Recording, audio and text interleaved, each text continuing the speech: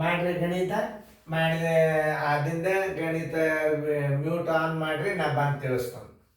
ನೋಡ್ರಲ್ಲ, ಯಾವುದೇ ಒಂದು ಲೆಕ್ಕ ಮಾಡೋಕೆ ನೀವು ವಿಡಿಯೋ ಆನ್ ಮಾಡ್ರಿ, ನಾ ಬಂದು ಹಿಂಗೆ ತಿಳಿಸ್ತೀನಿ. ಮೊದಲ ನೀವು ಬಿಡಿಸೋದು ಆದಿಂದ ವಿಡಿಯೋ ಆನ್ ಮಾಡ್ಬೇಕು. ನಾ ದೂರ ಸರ್ದಾಗ ಮ್ಯೂಟ್ ಮಾಡ್ರಿ, ಬೋರ್ಡ್ ಕ್ಲಿಯರ್ ಇದ್ದಾಗ ಮ್ಯೂಟ್ ಮಾಡ್ರಿ, ಪ್ರಶ್ನೆ ಬಂದಾಗ ಮ್ಯೂಟ್ ಮಾಡ್ರಿ, ಬಿಡಿಸೋದು ಆದಿಂದ ಮ್ಯೂಟ್ ತೆಗೀರಿ. ನಾ ಬಂದು ಹಿಂಗೆ ಕ್ಲಾಸ್ ತಿಳಿಸ್ತೀನಿ.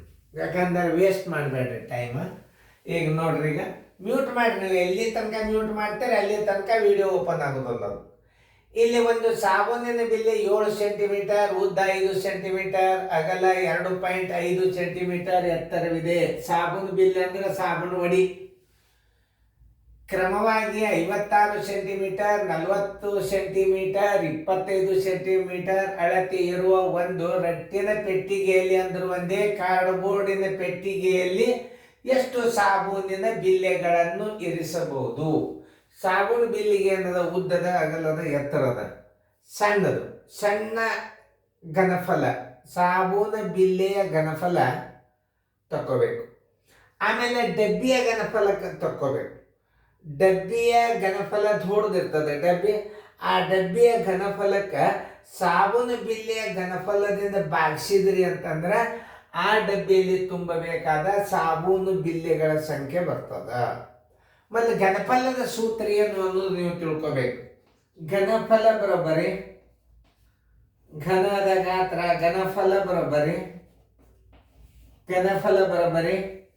ಉದ್ದ ಗುಂಡ್ಲೆ ಅಗಲ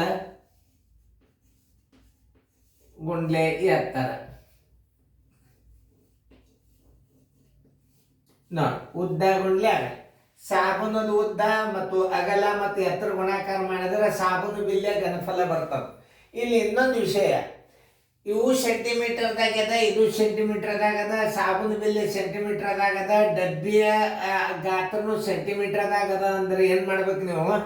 ಡಬ್ಬಿಯ ಘನಫಲಕ್ಕೆ ಸಾಬೂನು ಬಿಲ್ಲೆಯ ಘನಫಲದಿಂದ ಭಾಗಿಸ್ಬೇಕು. ದೊಡ್ಡ ಘನಫಲಕ್ಕೆ ಸಣ್ಣ ಘನಫಲದಿಂದ ಭಾಗಿಸ್ಬೇಕು. ಸಣ್ಣ ಘನಫಲ ಎದ್ರದಿರ್ತದೆ? ಸಾಬೂನು ಬಿಲ್ಲೆದಿರ್ತದೆ. ಡಬ್ಬಿಯ ಘನಫಲ ಏನಿರ್ತದೆ? ದೊಡ್ಡದಿರ್ತದೆ. ಡಬ್ಬಿಯ ಘನಫಲ ಬರೋಬ್ಬರಿ ಉದ್ದ ಗುಂಡ್ಲೆ ಅಗಲ ಗುಂಡ್ಲೆ ಎತ್ತರ. ಈಗ ನೋಡ್ರಿ, ಡಬ್ಬಿ ಎಷ್ಟದ ಮೊದಲು ತಿಳ್ಕೊಡ್ರಿ. ಡಬ್ಬಿಯ ಘನಫಲ 56 ಸೆಂಟಿಮೀಟರ್ ಉದ್ದದ, 56 ಸೆಂಟಿಮೀಟರ್ ಉದ್ದದ. ಅಗಲ ಎಷ್ಟದ? 40 ಸೆಂಟಿಮೀಟರ್ ಅದ. ಆಮೇಲೆ ಎತ್ತರ ಎಷ್ಟದ? 25 ಸೆಂಟಿಮೀಟರ್ ಅದ. ನೋಡಿ, ಆಮೇಲೆ ಸಾಬೂನು ಬಿಲ್ಲೆಯ ಎತ್ತರ 7 ಅದ, ಉದ್ದ 7 ಅದ. ಆಮೇಲೆ ಅಗಲ 5 ಅದ, ಎತ್ತರ 2.5 ಸೆಂಟಿಮೀಟರ್ ಅದ. ಇಲ್ಲಿ ಭಾಳ ಹುಷಾರಿರ್ಬೇಕು. ಇಲ್ಲಿ ದಶಮಾಂಶ ಸ್ಥಾನ ಬಂದದಂದ್ರೆ ಇಲ್ಲೇ ಒಂದು ನೀವು ದಶಮಾಂಶ ಸ್ಥಾನ ಇಲ್ಲಿ ಕೊಡಬೇಕು. ಇದನ್ನ ನೆನ್ಪಿಟ್ಕೋರಿ.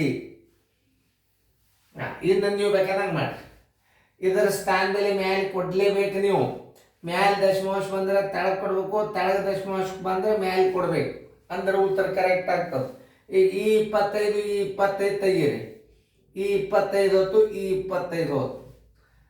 ಆಮೇಲೆ 7 ಒಂದಲೇ 7 ಎಂಟ್ಲೆ 26 ನೋಡಿ. ಆಮೇಲೆ 5 ಒಂದಲೇ 5 ಎಂಟ್ಲೆ ನೋಡಿ. 8 ಎಂಟ್ಲೆ 64 ಗುಂಡ್ಲೆ 10 ಬರೋಬ್ಬರಿ 640 ಸಾಬೂನ ಬಿಲ್ಲೆಗಳು. ಬರೋಬ್ಬರಿ ಎಷ್ಟು ಬಂತು? ಇದ್ರದ್ದು ಉತ್ತರ 640 ಬಂತು. ಸಾಬೂನು ಬಿಲ್ಲೆಗಳು. ಸಾಬೂನು ನೋಡ್ರಿ, ಸಾಬೂನು ಸಾಬೂನು ಸಾಬೂನು ಸಾಬೂನಿನ ಅನ್ರಿ, ಸಾಬೂನಿನ ಬಿಲ್ಲೆಗಳು. ಬಿಲ್ಲೆಗಳಂದ್ರೆ ವಡಿ. ಎಷ್ಟದು? 640 ಅದು. ಉತ್ತರ ಸಂಖ್ಯೆ 640 ಎಲ್ಲಿದೆ? ಬಿ ಹಾಕ್ರಿ. ನೋಡ್ರಿ, ಇಂಥ ಗಣಿತಗಳನ್ನ ಕಣ್ಮುಚ್ಚಿ ಕಲಿಬೇಕು ನೀವು. ಇವು 1-2 ಸಲ ನೋಡಿಬಿಟ್ರೆ ಪರ್ಮನೆಂಟ್ ಇದೆ. ಘನಫಲ ಲೆಕ್ಕ ಬಂತು ಈಗ ನಿಮಗೆ ಈ ಪೇಪರ್ದಾಗ. ಈ ಹಿಂದಿನ ಪೇಪರ್ದಾಗ ಹೆಚ್ಚು ಘನಫಲ ಇದ್ದಿದ್ದಿಲ್ಲ, ಈಗ ಘನಫಲ ಬಂತು. ಉತ್ತರ ಬರೋಬ್ಬರಿ. ಆದ್ದರಿಂದ ಅವಾಗ ರೀತಿ ಪ್ರಕಾರ ಇದ್ದು ಗಣಿತ.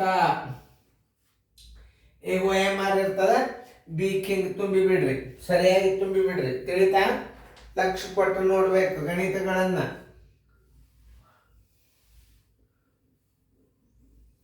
ಓಕೆ, ನಾ ಎಷ್ಟು ಶಿಸ್ತಾಗಿ ಬಿಡಿಸಿದ್ದು ಹಂಗೆ ನೀವು ಚೆನ್ನಾಗಿ ಫೇರ್ನ ಬರ್ಕೊಳ್ರಿ. ಓಕೆ, ಚೆನ್ನಾಗಿ ಫೇರ್ನ ಬರ್ಕೊರಿ ಅಂದ್ರೆ ನೆನಪಿರ್ತದೆ ನಿಮ್ಗೆ.